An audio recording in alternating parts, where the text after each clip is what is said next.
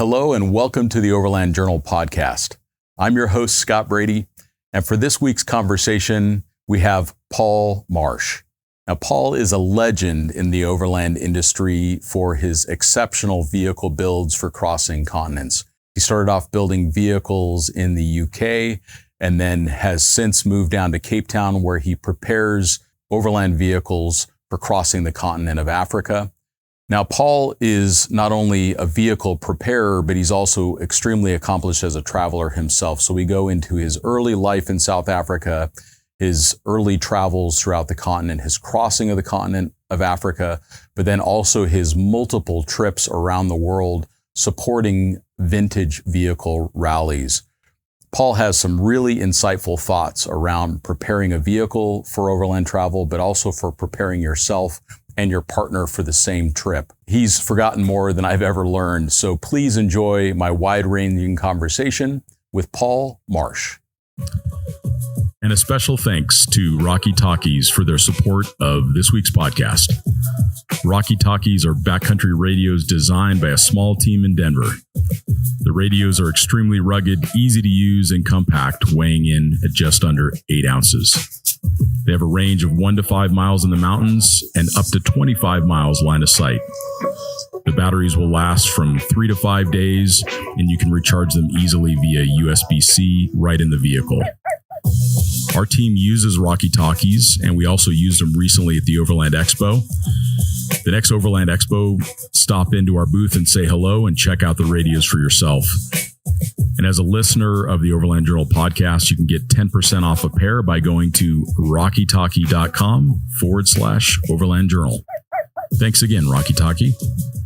Paul, it is so great to be with you in South Africa. Thank you for being on the podcast.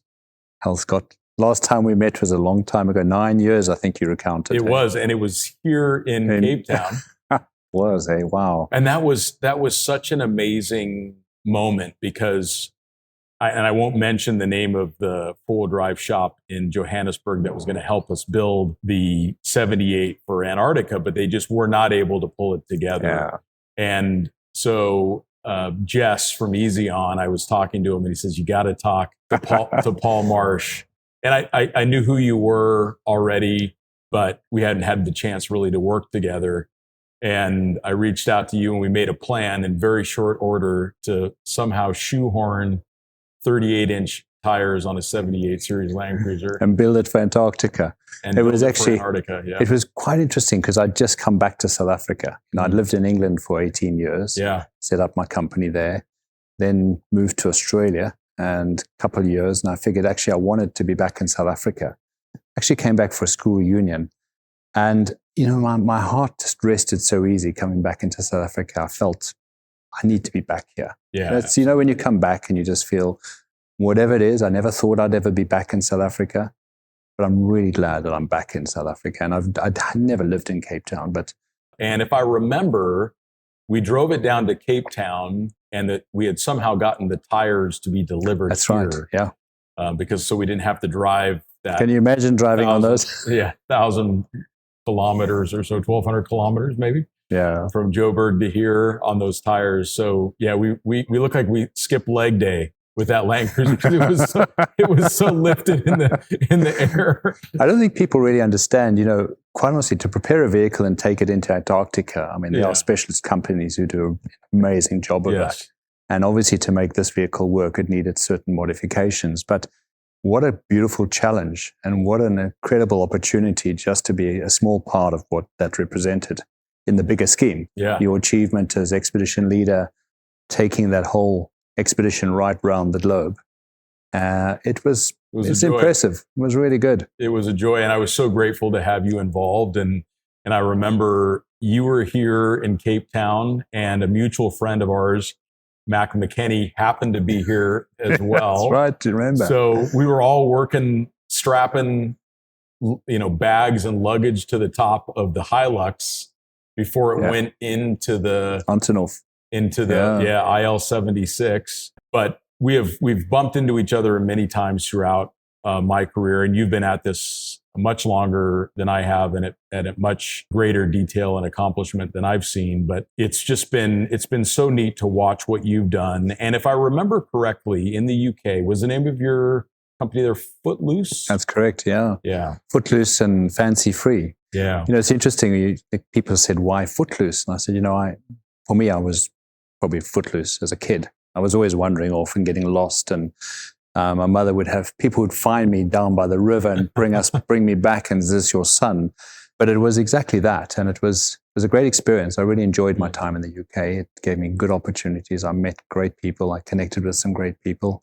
I did some great expeditions with Mac. And yeah, it was a pivotal point. You grow through your life, and then you look at the lessons and the experiences, and it was a passion. It was my passion, and I was very privileged in a way that I could follow my passion and turn it into a business that ultimately gave me something to enjoy, something to learn by, probably opportunities to really meet fascinating people, because I always enjoyed the people side as much as I enjoyed the vehicle side. Sure. The vehicle side's challenging, and it's interesting, and it's, you find out what can go wrong, what does go wrong, and if you're on a trip, you make a plan to fix it. But people side's equally as fascinating. Yeah, if not more so. I mean, it's hard to get ourselves wrapped around the vehicle as a tool and not as a character in the adventure. Yeah.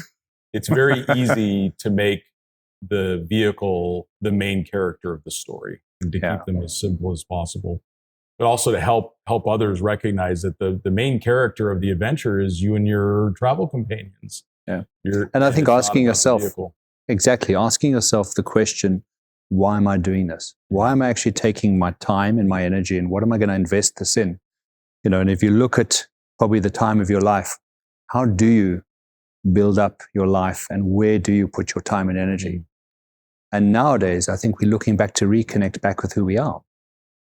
I certainly find that when I go out on trips, and that it gives me a really amazing opportunity to look back at my life and see where I am, and probably give me a chance to evaluate things that I need to improve on, things I need to make right, things that I don't need. And, really more and more, I feel that we need less. The simpler my life is, the better, and the more I enjoy it. Yeah. And I guess, is that age, or is that just a realization? A bit of both. I think it's both. And I think that society has pushed us so hard towards things that a couple of us are finally realizing, and maybe it comes later in life, that stuff doesn't bring us happiness. It's our experiences. It's the people that we love. Those are the things that bring us joy, or probably our dogs too. Those are the things that bring us. Those are the things that bring us. They teach you. Bring us joy. Absolutely. So where did you grow up in the UK? So no, I spent my childhood in South Africa. Oh, you did? Yeah. So I grew up, I'm South African. The last time I looked at my passport, I was. I grew up in South Africa. I spent a childhood exploring. My challenge was always I was a wanderer kid. I think our birthdays are 2 days apart. That's right. And we Sagittarians, so we explore by nature. That's right. That's how we're made. And Max is similar. He's a few days after us. That's right. But the reality is that I think in my nature, it was always, I loved just exploring. Sure. And the real crux for my overlanding came when a guy called Isak Barnard from Pinduka Safaris, through a contact, connected with me. And he needed someone to help him on a trip going into Africa, taking some tourists on a trip. And he needed someone to drive a old 45 series Land Cruiser. Amazing. And my name was put forward, and I went and met him, and I spent a couple of years working with him. And I learned so much from a man who had a connection with nature, the bush, the bushmen, the animals. You could walk and he could tell you anything and everything about the bush. It was probably something that sunk deep into my being, that this is what life could really be, really to connect with nature in this way. I mean, we would camp, we'd have elephants walking through the camp.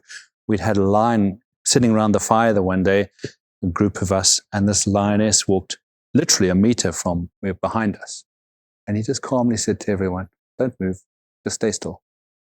And the more you understand nature, the more you realize that actually there's a balance in nature, there's a harmony. We're probably out of sync. with that. Oh, most of the time.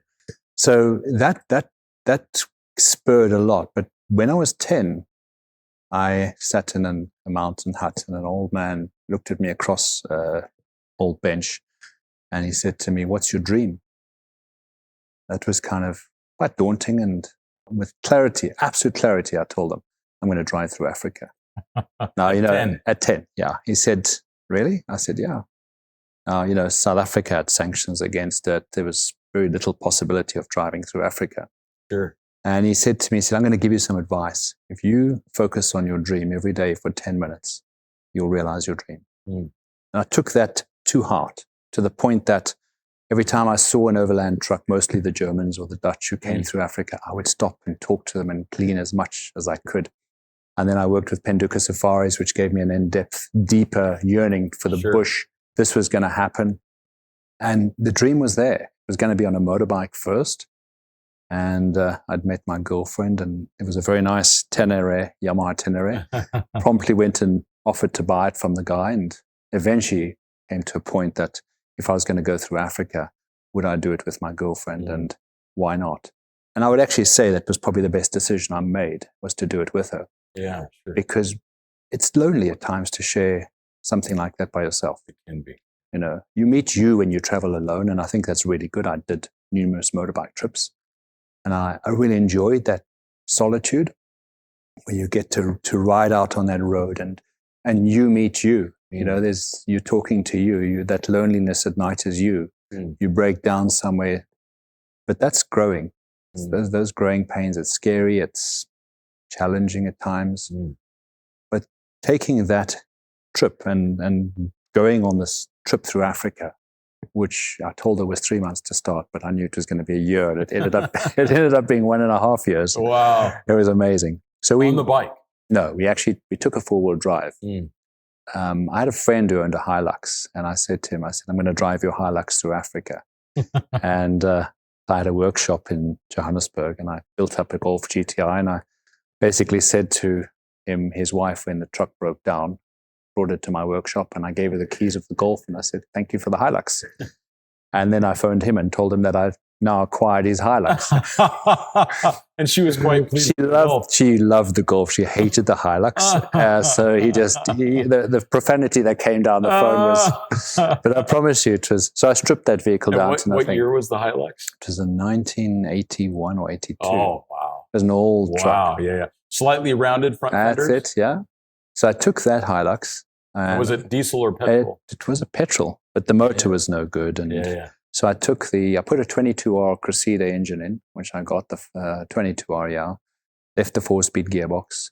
Made all the mistakes you could believe. I had a garage packed with stuff. I mean, I had the 220-liter drum for water because that's all I could get.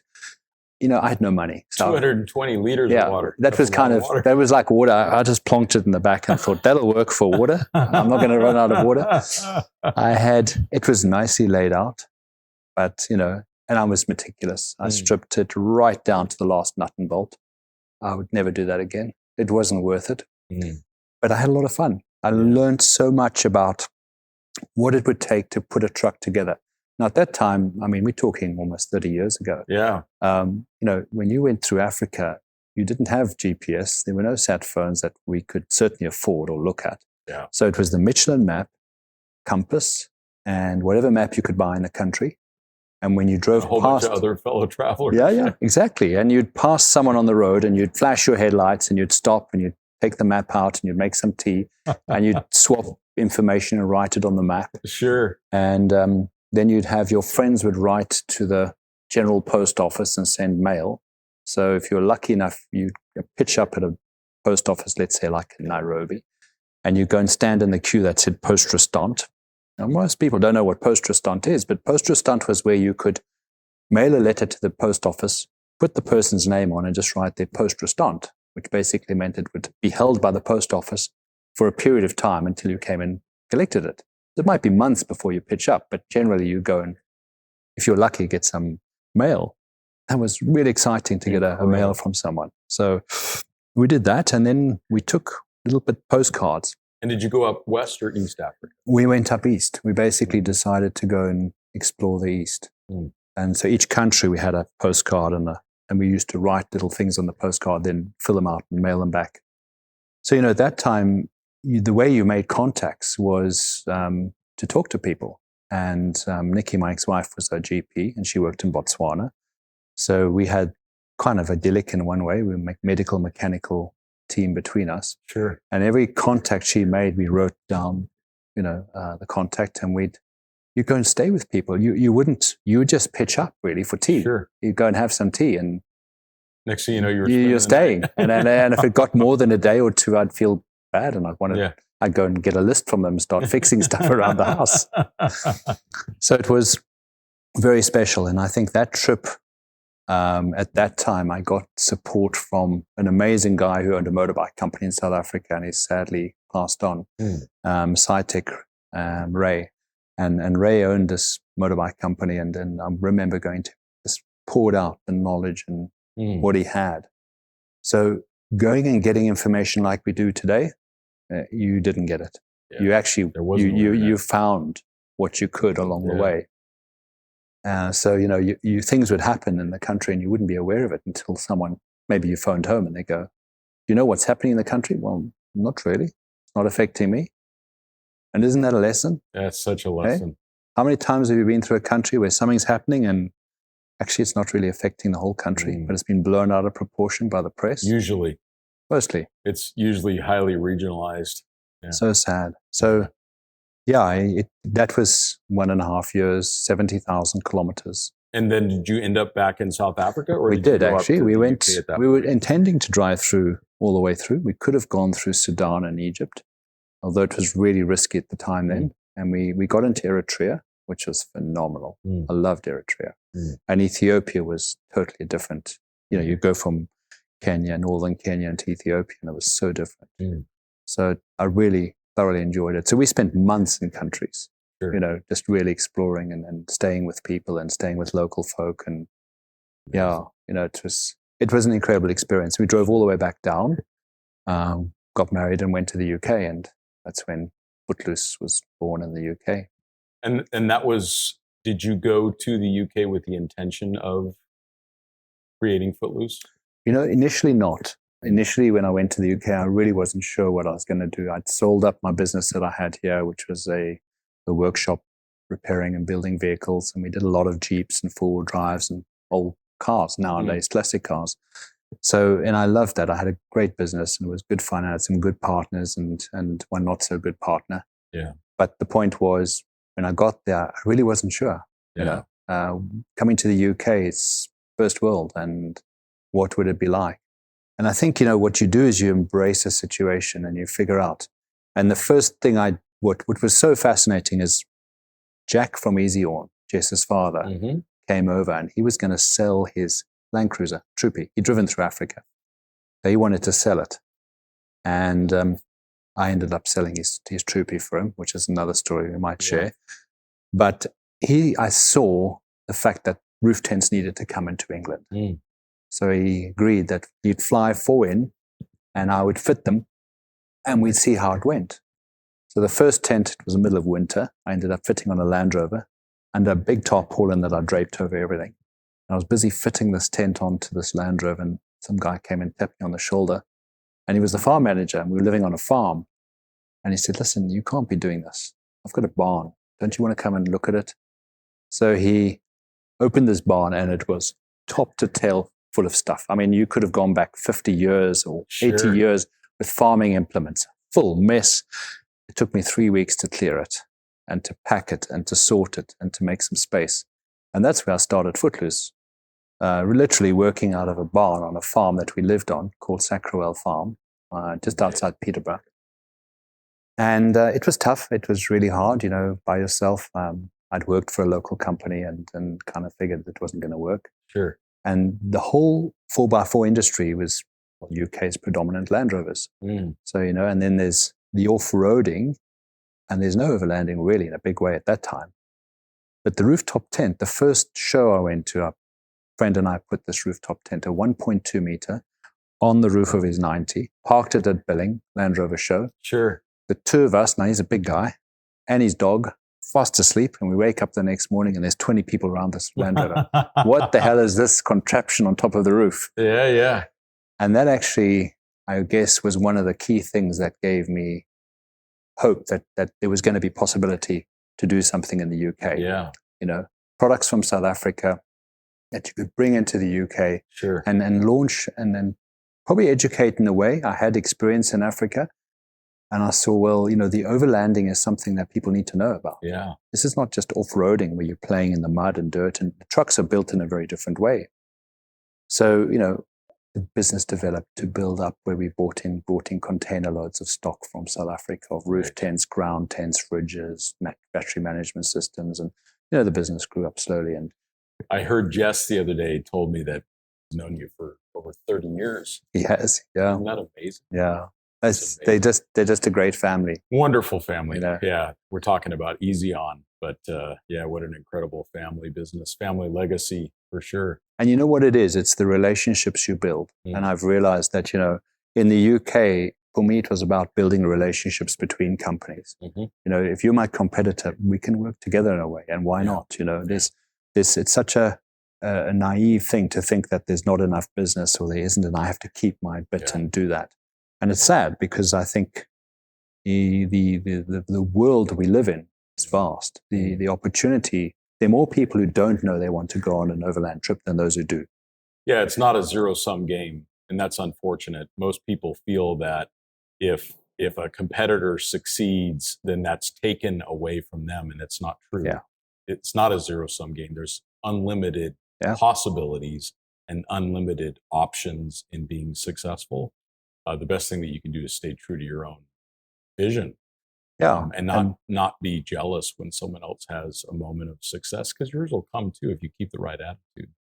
That's it. Yeah. And that's probably the hardest thing. In the UK, Footloose was born, and the Footloose was about preparing the vehicle and the people. And quite quickly, I realized that actually people came to me with dreams. Mm. And probably most of them had never driven a four-wheel drive. Yeah. That was interesting for me to see. They had a dream to drive through Africa. That was a big thing. I went to drive from London to Cape Town, some on the West Coast, some on the East Coast. At that time, both were doable, very easy, and you could get through. West Coast was challenging it's a different type of trip, the roads and all that.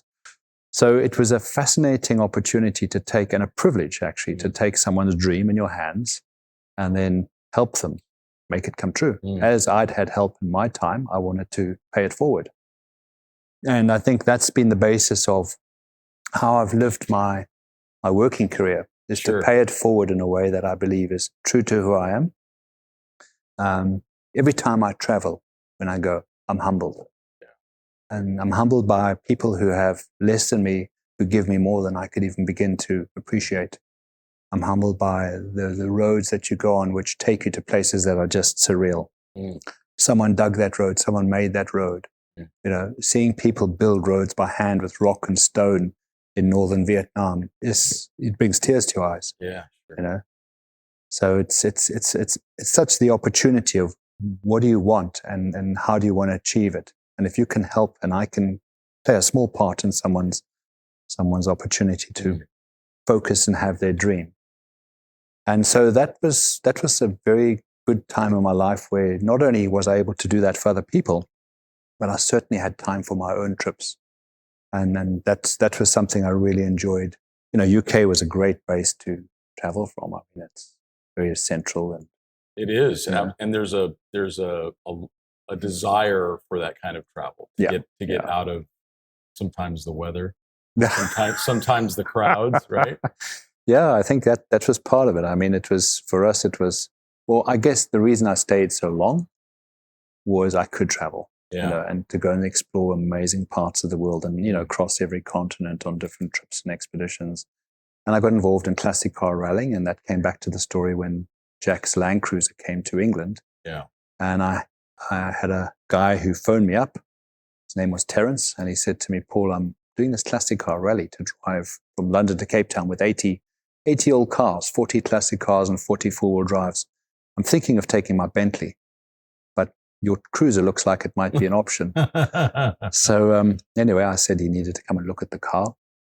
And he came to the farm the next day, and I'd read up about this rally, this classic car rally and the four-wheel drives. And then I'd read up about this guy, Terence. It was a gentleman called Sir Terence English. Now, Sir Terence English is, for those who don't know him, he did the first successful heart transplant in England.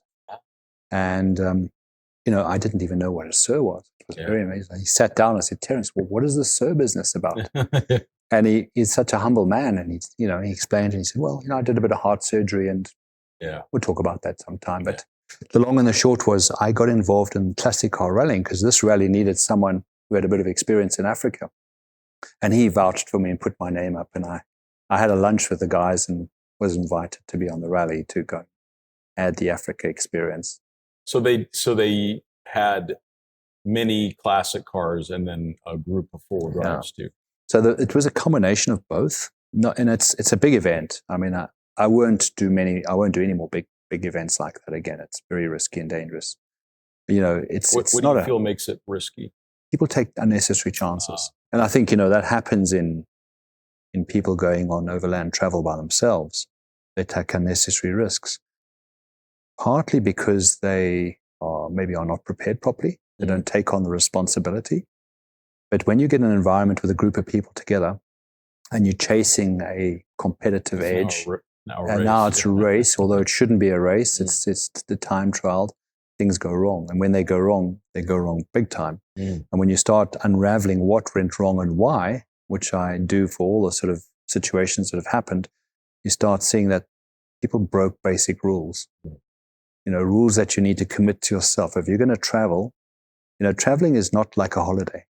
People get that really mixed up. It's not a vacation. When you go on vacation, you are going to a place you're familiar with.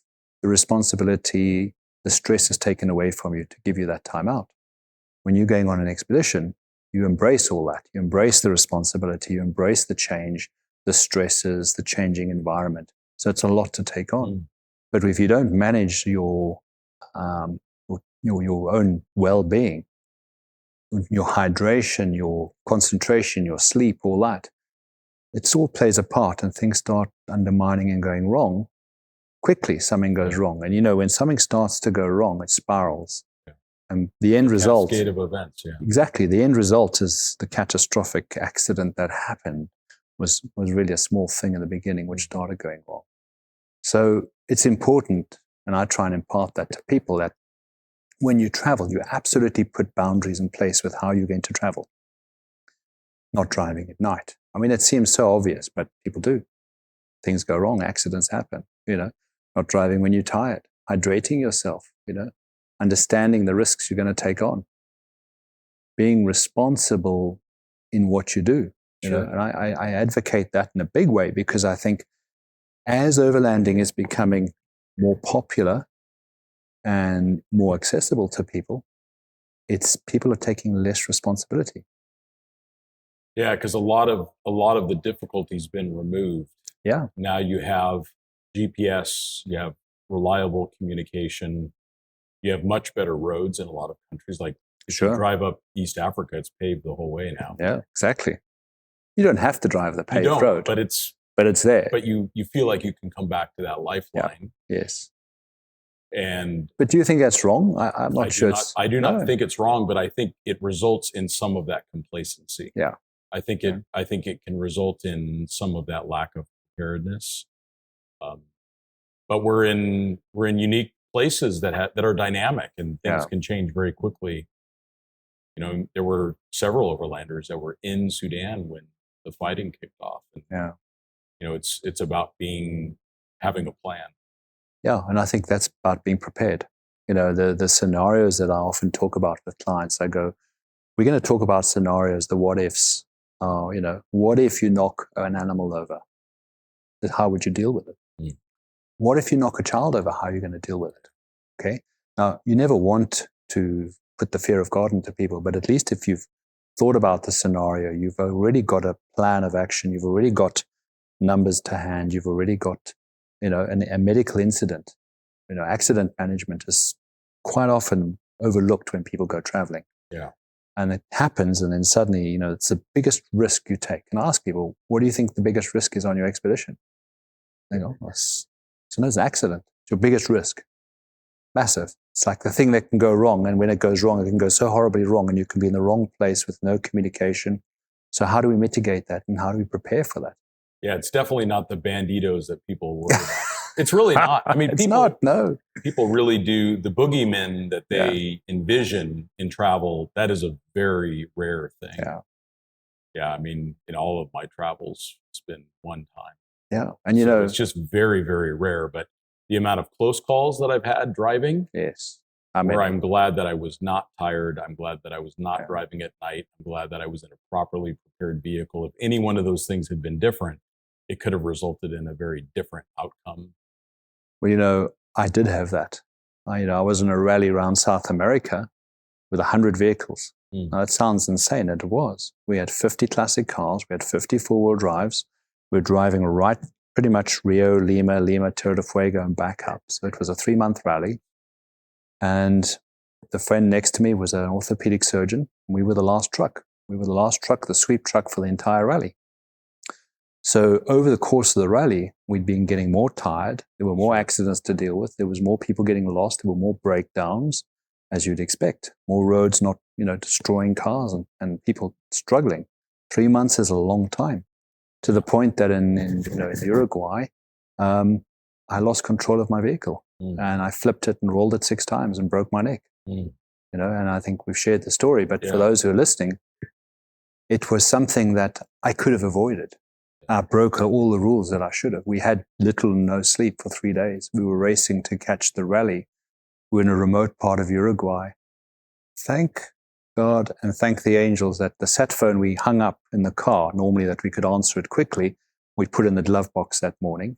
It didn't get crushed. And it didn't get crushed. And also Mark, sitting next to me, his airbag went off and he was able to climb out the vehicle and pull me out the truck, drip me, call for help when a military helicopter came in to pick us up. And I had very good medical care in a third world country. Well, third world, I wouldn't call Uruguay third world. I'd say the medical care I had was one of the best in the world because the neck surgeon was one of the best in the world. Wow. I was blessed. So I'm sitting here today with a series of circumstances where I had no control of the outcome. I was very fortunate to have a good surround, medical, all that. But I had control of the situation before the accident. And that's the crux. So where do we draw that line? You get in the car, people arrive ready to go on their trip. And the first night is 500-600 kilometers. They've flown in, they're jet lagged, they're really tired, they've been stressed out to try and finish up work and wrap up stuff. What are the risks? They're high in the first few days until you settle into your trip. Sure. So it's a learning, and all I can say is that to pass on those learnings, I think are hugely valuable. I also think that's where it comes back to responsibility, like you talked about earlier. I think that is something that needs to be covered more often. Because as a traveler, we're recreating. We're literally even though some people may call things an expedition or whatever, but we're doing it usually for fun. So we have a responsibility to not put kids in villages at risk because we're driving tired or we're driving late at night. We have a responsibility for all the other people in the car with us. We have a responsibility for ourselves and the impact that would have on our families if we were to be injured or killed. So you're right. It's really important to get back to the fact that there are many simple things that you can do, boundaries that you can put in place with yourself. And I think about the time I had an attempted carjacking, driving at night, late at night, 2 a.m. There we go. And there was a bunch of other things that I did wrong after that, but that was the one that actually got me into the spot. If I just pulled off the road and camped instead of trying to rush to keep up, it would have been a different outcome. Any of the close calls that I've had is usually because I'm tired. Tired. And you don't realize how tired you get. Tired. Just the speed. We talk about speed and people driving at different speeds. If you're driving at 80 kilometers an hour, 90, even 100, compared to 120. You relax so much more. Yeah. And if you get your seat posture right, you can relax even better and you don't have a sore back. So, it's not just the preparation isn't about always building the truck. Yeah. The preparation comes in your well-being. It comes in your mental preparation for the trip with yourself and your partner. And that's what Joe and I are doing. We're working hard on our YouTube channel with the essence of overlanding. And that is really about enabling people to share their wisdom and their stories and their knowledge. But where did it come first? Where did the preparation start? People talk always about the truck. And I think that's actually the personal preparation. Sometimes, are you on the same page? Is your dream, are you both together? Are you walking? Is that river flowing? Is it two separate rivers flowing, or is it one flowing together? And it can become one flowing together. Yeah, but it requires good communication. Yeah. And that's such an important point that you made about just speed over ground. I used to drive much faster than I do now. And at the time, I probably felt a little more confident with that because I was actively racing too. Yeah. So my skills were at the best that I could have be given those circumstances. But I have steadily slowed down with time because I feel like I'm more relaxed. I have more options. Going 140 as opposed to 100, it's a big difference. That's a big difference. Now, a lot of these vehicles today will do 140K an hour down the road, but you're 40% deeper into the problem.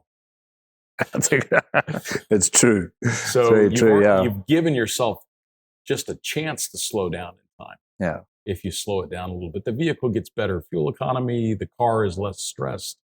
You're less likely to get fleeced by the police. All those things start to improve. So it is really important. Just because you can drive fast, or just because you spent $20,000 on the suspension to be able to drive fast, doesn't mean you should.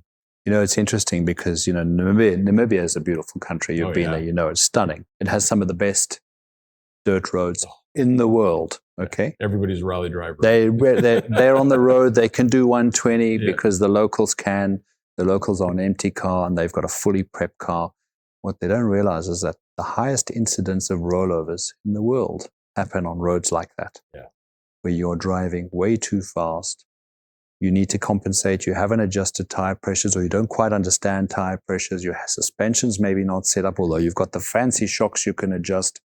So that's where you've got to come back and slow down. But, before you head off, did you really take that test trip and take time to learn those skills about tire pressures, about controlling your vehicle on a dirt road, what to do? So that's the responsibility if we come back to really that, and I think it's probably something I spend more time on when I'm discussing and training people, that's critical. That's a gift for them that you do that you take the time to do that.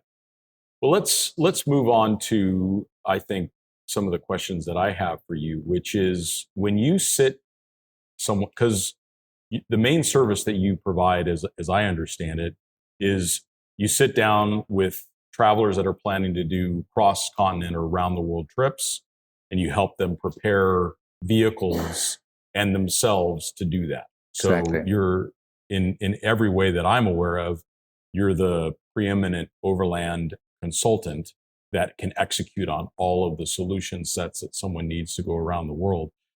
So I suspect that when you sit down with a traveler, that you ask them a series of questions. What are the questions that you ask, or the core questions that you ask, that you think are important for the listener to consider, that you think that they would gain some insights from your decades of experience? It's a good question. Thank you. Because I think a lot of the time when people sit down in front of me, I'll ask them how well prepared are they on their journey. And many people have done a lot of research. The internet's there, you're interested, you're keen, you research, okay? The problem with research comes a lot of information. And a lot of information leads to a lot of different opinions. Sure. And opinions are subjective to circumstance or to application.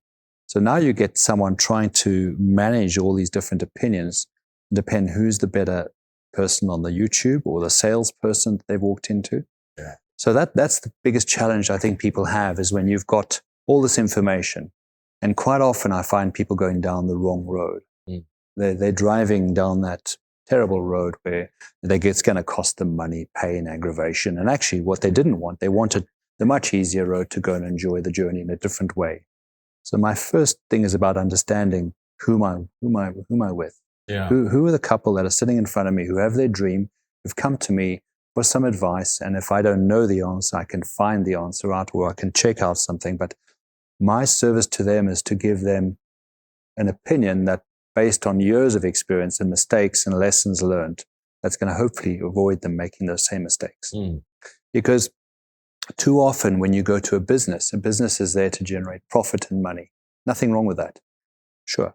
Businesses buy certain products that they're going to make good margins on and they want to sell them. That's business. I get that. But that doesn't mean to say that's going to serve you and what you want. And all too often I see people going down the road and a business is there, someone who's selling the product hasn't got the experience, first of all, of traveling in the way that they should have to give that sort of advice. And if they do have some travel, have they sat down and understood what their clients need? Yeah. But they want to sell them everything they think they need before they understand what they need. Sure. So that's the key thing, is you need to understand, how do you want to travel?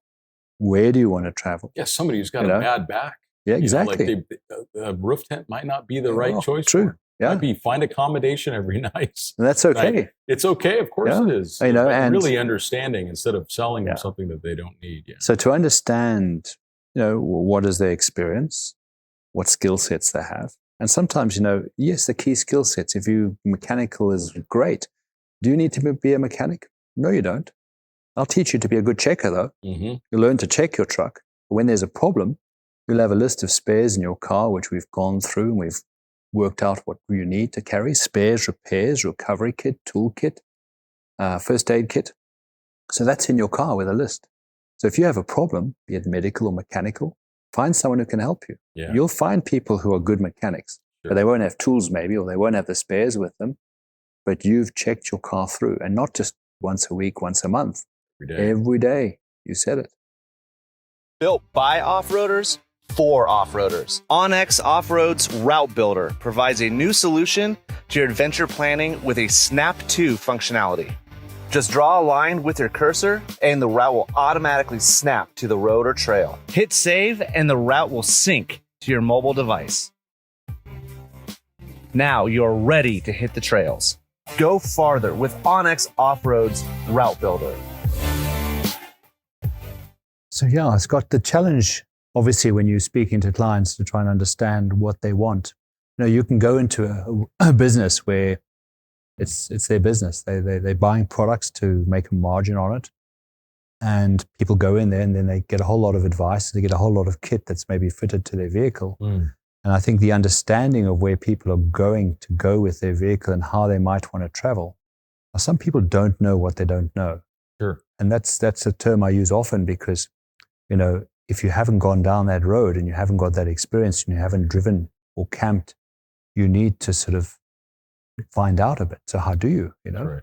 And part of that exploration with that initial consult or the initial chat that we do is to work through that. What is your experience? As I said, medical experience and mechanical experience and those two key things are sometimes the biggest fear people have. What if I break down? What if I have an accident? Okay. I fear other things that can go wrong. What if you fall out, that you haven't actually, you're not communicating, and that becomes the biggest problem you've got. We can mitigate a lot of stuff with a lot of couples. Yeah. Well, I think it's important that on all the trips all the vehicles and people I've prepared, I think one couple came back and got divorced. Yeah. And okay, so if that's what it took and it didn't work out, well, that's all right. Not the end of the world. You did a trip. Maybe you didn't spend 10 years together and realize that after 10 years. Yeah, sure. So trying to understand and get the basics of what people's strengths are. Now, sometimes someone's strength doesn't mean to say you're not a mechanic, you're not a doctor, you can't do it. As I said, you can learn to check a vehicle.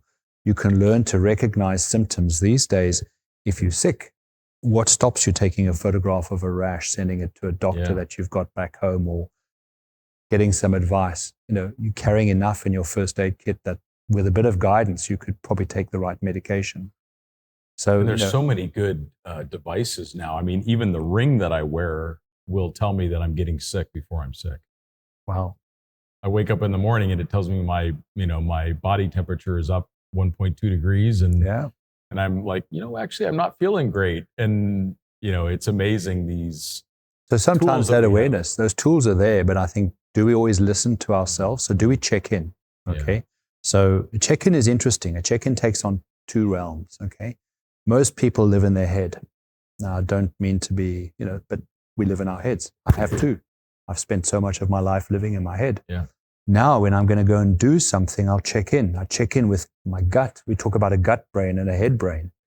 And, I always say to people, you'll know when it's right, when it feels right. Yeah. If you're still thinking about something, then it's not right. You haven't actually finished processing the situation or the thought.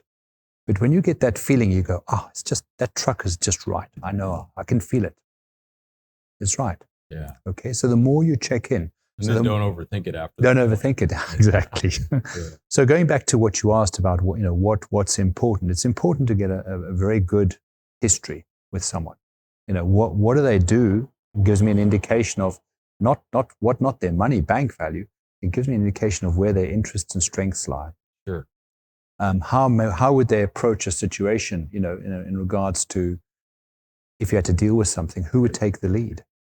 And that's important because, and are they both on the same page? Sometimes one is driving the dream and the other person's actually following.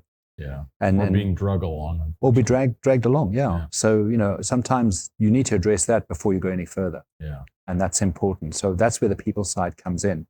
And, and making sure that both people can operate all of the systems on the vehicle, both people can drive. Yeah.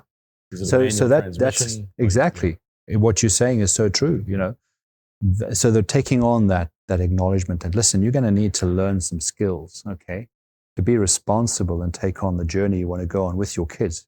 So don't put your family in the car if you don't know how to change the wheel, use the jack, dip the oil, check the daily checks, adjust tire pressures, because you're being irresponsible. Yeah. So, just putting that awareness out, I think gives people an opportunity to go, wow, let's just slow down. And let's take that on. So for me, it's about, that's the initial understanding. Sure. Okay. Then you can look at moving on to how are you looking to travel? And I know you like remote, really remote places. You love the challenge of going there, taking yourself to explore these places, but taking you with you to go and see it is fantastic.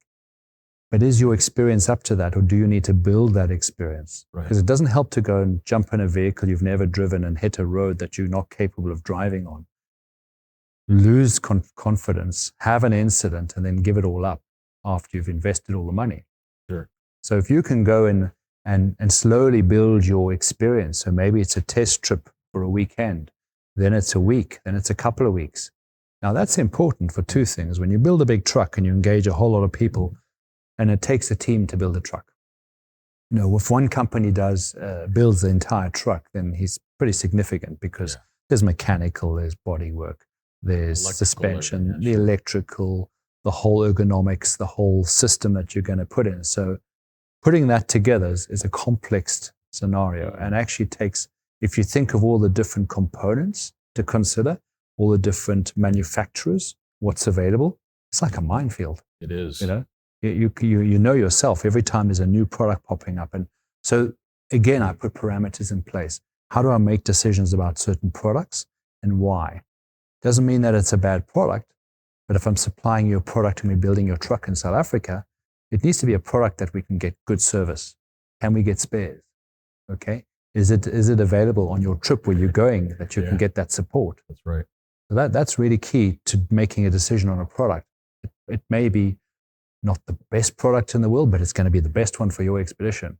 And we oftentimes see that's where people really do get in trouble, is they'll make such a significant change to the vehicle that it cannot be serviced in other countries. And we most often see that around suspension systems where they'll go with long travel or wide track axles. Yeah. Who's going to make that? Oh, you got a problem. CV axle somewhere in Venezuela or where they're not. Like, whereas if you have a Tacoma and you break a CV axle, a Hilux CV axle, oftentimes will swap over, or a Prado or whatever else. Well, you speak about a Prado. So I drove a Prado across America on my one rally. Yeah. And it was amazing. We'd ride across America and we broke a lower ball joint. And I can't remember where we were, but anyway, this town, there was a tour agency at 4:45 in the afternoon. I went in. The truck was, the Prado was on the back of a truck, dumped at a hotel. My co-pilot went on with the trip with someone else, and I was left to fix the car. Now, you don't get that Prado 90 in America. They were never imported. So I sat with the parts guy, and we went through vehicles, and I said, I know that this is a chassis is going to have a similar part to one of the other ones. And we identified the part and what it looked like from the thing on the computer. Like a Forerunner. It was a Forerunner, or it was one of those. Anyway, we looked at that. 8 o'clock the next morning, he phoned me up. He had my part in his hand. I could have kissed him. I was so impressed. The fact that he'd ordered that it was the right part. I changed the lower ball joint in the hotel car park, put it all back together, and off I went. That was actually what it was. And the alternator also packed up, and Greg was kind enough to help me out. Yeah. We got an alternator sent over, and I stripped the one and took the bits from the one and put it in the other, and we made one work. Yeah. So that's where you look back at when you make significant changes to a vehicle that you can't get parts for easily. You're adding actual complexity to traveling. And you're really adding unnecessary stress. Yeah. It's the truth of it. I mean, the closer that you keep these things to stock, the happier you're going to be. I thought about this the other day. I actually wrote it on a Twitter little post, and I said, overbuilt truck, happy ego, simple truck, happy travels. And it's I like that. That's good. And I think it's like, are you building the truck for your ego, or you're building the truck to go see the world or to go see the things that you really want to go see? And I think if you really consider that, you might end up with a different outcome than what you're starting with. So I have 3 core values that I look at: simplicity, safety, and reliability. Okay, so when people come back and we're looking at stuff and they're saying, I really want this, but I want this, I want induction cooking, I'm going, I'm not building it in your truck. Okay, so if you really want it, I don't think you need it. Why would you not just cook on a fire, a simple gas burner or a mixed fuel stove or something? Now you're adding complexity. And when it goes wrong, if you can't fix it, you're relying on someone else. Totally. So, we go back to design phase. So the design phase is really important because you're looking at the truck. It's been the main focus for the people because it's everything on most people's minds is about the truck until you sit down and start breaking down the different, things you need to learn to make a trip happen. So the truck is one of them. And I try and put that back into perspective. The truck, we'll come back to the truck. You can see people get real, I want to talk about the truck. And I'm going, no, we're going to come back to the truck. I need to understand more about you and why and how. Yeah. And then you look at the truck. And when you're looking at the truck, if it's to identify the truck, that's a conversation on its own. You're going to identify which truck is going to be right for you for a number of different reasons. How you're going to build the layout of the truck and why. How you're going to access everything. Most important, the biggest mistake people make in the experience I've had is that people put stuff in the places where they can't access it. Sure. And they can't get to it in an emergency, or it makes them very vulnerable when they do. So you're going to change a wheel and you've got to unpack half the truck to get to it, or you need your jump leads and they're buried somewhere. Okay. So the things that you need to access. Or you never tested any of that. Or you never tested it, yeah. Yeah, I remember, this is one that's always stuck with me. A solo female traveler built a beautiful 80 series Land Cruiser. And she asked me to do some four-wheel drive training with her. This was a long time ago when I used to do that. And I said, well, the first thing that we're going to do is change a tire. Good call. And she looked at me so confused. And I said, I don't know how much your truck weighs, but I think it probably weighs close to 8,000 is what I told her. Wow. And I says, what do you have for a jack? And she says, well, they sold me this high lift jack. And I said, do you still have your bottle jack? She said, no, they told me to take it out. I don't need it. And I said, well, let's kind of what you need. Let's change the tire. And of course, an 80 series long travel suspension. So she couldn't even get it 2 clicks up. Yeah. And she was strong. She was fit and strong, but she wasn't, she didn't weigh enough to get enough leverage to lift the vehicle with the high lift. And I struggled to get the thing. And by the time it finally got up off the ground to change the tire, because the suspension has so much, lethal. That's the thing. Easily fallen over. And so that was an eye opener. So we had to start back with like, what's the most likely thing that's going to go wrong on your vehicle? You're going to get a flat tire. Yeah. It's the most common thing. Absolutely. And do you know how to fix it? And have you got the right? Exactly. That's true. So again, when you're looking at building the truck, you're also looking at what is the equipment that you need. So I've got, I love lists, okay? And everyone likes their list. And over the years, I've refined it. I try and take less, and I'm going to give you options, and we'll talk about why you take something. But some certain things are non-negotiable. Yeah. And people ask me, what's non-negotiable? So one of the things I do is I'll do my accident management sort of tutorial, discussion with the guys, and I'll often put a picture up of an accident scene. Okay, and we'll talk about it and all that. And then I'll drop the penny. That's me lying on the floor, and that's my accident. And if I didn't have my sat phone, I wouldn't be sitting here talking to you today. Yeah. So the reality, the sobering thought there is like, where am I putting my priorities? Okay, and why? Am I spending it? Am I spending my money in the right place? And have I got my priorities right? Because that's important. Sure. And by doing a lot of research, your priorities can be skewed from what actually is real important. Okay, go back, simple, safe, reliable. Are we safe? Have we got communication equipment? What are we going to take and why? Okay. Yes, we're going to need to do the suspension if the vehicle weighs more, and we're going to do the brakes for sure to make it safer. And we're going to put redundancy built into certain components. And we're going to fit the spares to build back in reliability based on mileage and based on the wearability of the part or the problem, the weak point, So that because every vehicle every vehicle's got weak points. So when you're looking at that, you want to carry less spares, but fit the spares, the ones that need to be changed, to give you peace of mind. And then have you got the contacts that can help you?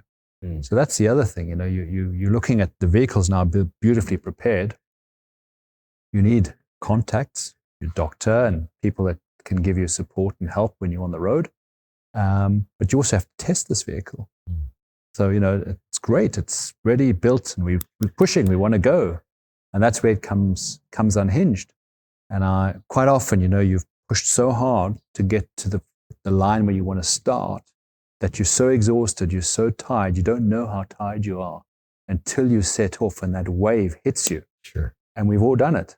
Okay? And we've driven off, and we feel the enormity of what we're about to undertake, and your adrenaline and everything washes out from you, and suddenly you feel like it's risky. So, my advice is just go a few hours out of where you started off. Camp up for a couple of days, sort yourself out, figure it out. See what doesn't work, And if you've done a few trips, so, when people have tested out their vehicles, and obviously before testing, I won't engage with someone if they're not going to do training. Because for me, it's part of, and once you've got a vehicle, and people want to own vehicles in Africa, it's interesting. And 90% of my clients are from around the world. So some of them are just a consultant. I never get to meet them or see their truck. I'm just advising them on how to build a truck. Some of them we're doing training over Zoom.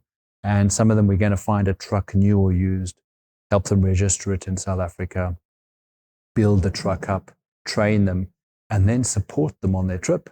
So every one of the guys I use a team of people who I engage, which I don't own the companies. So these are guys who have their own companies, but they're trusted suppliers of mine. And each of these guys takes on the responsibility to look after the client. So if there's a problem, come back to us. If you've got a problem, phone me. Give me your sat phone number. Yeah. I want to be sure that if you're on your trip, because I know and you know what it's like when you're in the middle of nowhere. Who the hell do I phone? Exactly. So it's I guess you want to build the confidence in someone so that they feel confident with enough preparation. And, less is more. We've spoken about that. Sure. I think you sum it up so beautifully. Simple, safe, reliable. And if you look at that as the litmus test, does the vehicle satisfy that? Does all of the pieces of equipment satisfy that? Maybe even does your travel companion satisfy that? Are they simple? enough where they're not going to be overcomplicated or toxic? Are they reliable? Are they going to be there when you need them to be? Are they going to step up when things get hard? Are they safe? Are they safe?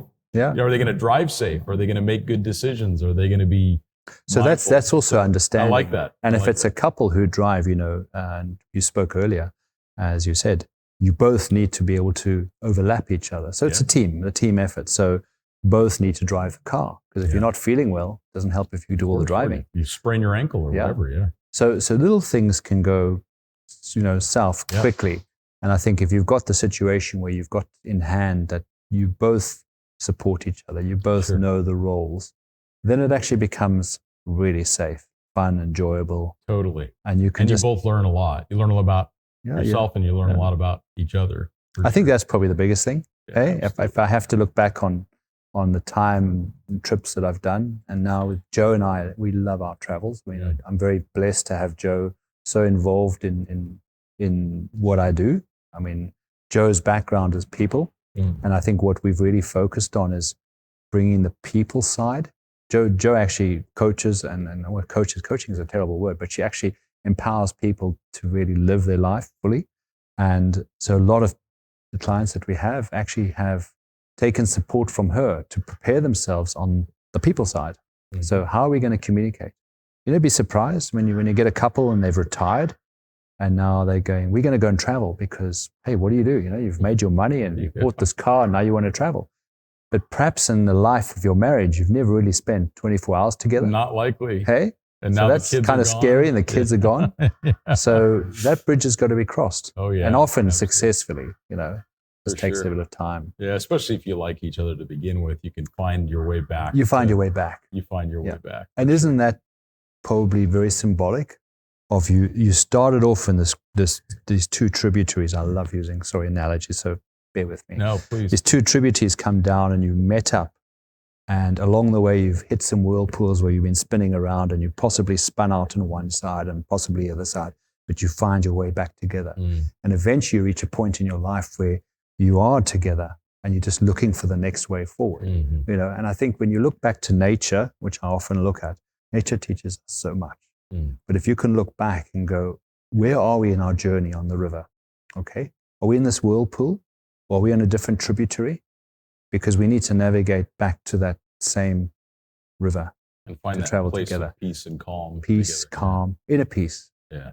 If you'd asked me many years ago what would freedom mean to me and what would inner peace, I chased expeditions, I chased trips, I chased all the adrenaline stuff. Okay. Was chasing. You are South African after all. Yeah, well, listen, forgive us. Born in one way. But I now look for a place of being. Yeah. And I feel more free because I'm more with me. And I'm much more centered around, what's important that I want. If I have me time, Joe and I can have we time. Yeah. And if we have we time, we've got time for friends. Yeah. And if we look at our time and energy that we have available, how are we going to spend it? Traveling and exploring. And how little we have left of that. Yeah. Oftentimes. Yeah, that's true. There's a couple of questions that I like to ask. One of them, it's a little more selfish, but do you have any favorite books that you've read about travel or resources, guides for overlanding? Are there books that you have a love for? Cry of the Kalahari will always stay clear to my heart because I was reading that book at the time. I was asked to go and work for Penduka Safaris. And it's a story of Mark and Delia Owens in their time in Botswana. So when people write stories about what they're doing and where they're living and how the challenges that they overcome in adversity, those are the sort of books that interest me. Yeah, that's a great book. And when I look at resources at the moment, I've got probably a few editions of Tom Shepard's Bible. And he's a man I always look back on and think, every one of us who shares our knowledge and experience, or not so much our experience, but our knowledge, leaned it initially from someone. Yes, for sure. A group of people, someone, a book we read. So I owe huge respect to the people who shared their knowledge with me. And I want to share my knowledge with people that I can mentor to actually hopefully make the overlanding travel arena safer Yeah. and more enjoyable, so that we can all go and play and have fun. Absolutely. And take what we need to out of it. If someone was to sit down with you for coffee and they said, I would love, Paul, to go travel across Africa, what would be the couple key pieces of advice that you would give them just to get them started thinking about travel? So, Africa has the ability to take on all kinds of travel. Okay, so if you're going to travel in a vehicle, it's fine, but look at what you're going to spend on your budget. A budget shouldn't rule the entirety, but people tend to put their money in the wrong places. And if you can't afford to buy a brand new vehicle, then don't buy it. Adjust your sights. Yeah. Buy something older. Go with less. The guy who drove the same road as you, sitting in the fancy, kitted out vehicle next to you at the campsite, has no more than you at the end of the day. No. He's seen the same sunset. He's driven the same tough road. He's smelling the same air, and you're enjoying the fire. And 10 to 1, you'll have a beautiful conversation together. Yeah. It just so happened that you evaluated your needs in a way that serves you. And I think sometimes people don't adjust the needs and wants. And what do I need and what do I want? And if you can identify that and put it in a balance, you can come away with a better perspective. It doesn't help to have everything that you don't need, but you need to be responsible. Yeah. So I think if you embrace being responsible doesn't equal everything and the best of everything. Responsible means taking on, travel with less and take more knowledge and less kit. Yeah, for sure. How much more training, less kit. How much training that you could look back on and go, I got out of that with less kit, but I used my training. Yeah, sure. So I think that I'd say to people, invest more in your training and your skill set. And I think it would serve you better so that you actually feel confident in your skills and then confident in your partner you're traveling with. Boy, that's what it's about. That's great advice, Paul. Well, thank you so much for sharing your story, and thank you so much for sharing some insights that you've learned in your 3 decades of helping people explore the world and explore the world yourself. What was the favorite trip that you've ever done? What was the one trip that you loved the most, the one that brings the smile to your face? It's interesting. I get asked that often. What's the one trip? I think if you had to ask me what was one of the biggest achievements, it was Driven to Extremes, which was a 3-part series with Shell, driven to extremes on 3 different environments, minus 60, plus 60 degrees in the desert and then the jungle. So that was challenging because I enjoyed the challenge of doing that. But the most enjoyable trip was probably one of the ones where I drove from London to Sydney. It was an amazing adventure. I remember sitting under Marble Arch and thinking, I'm going to drive to Sydney. It's a long way. It's a long way. And it's a good 3 months driving. Yeah. It was a group of us and did that. But my favorite type of travel is to travel by myself with Joe. Yeah. And just to go and explore when actually I can be in remote. Yeah, be together. So there's never one perfect trip. Well, thank you, Paul. And thank you all for listening. And remember, it's really about, is it reliable? Is it safe? Simple. And is it simple? So let's come back to that. And we will talk to you all next time. Thank you. Thank you, Scott. Thank you. Pleasure, my friend.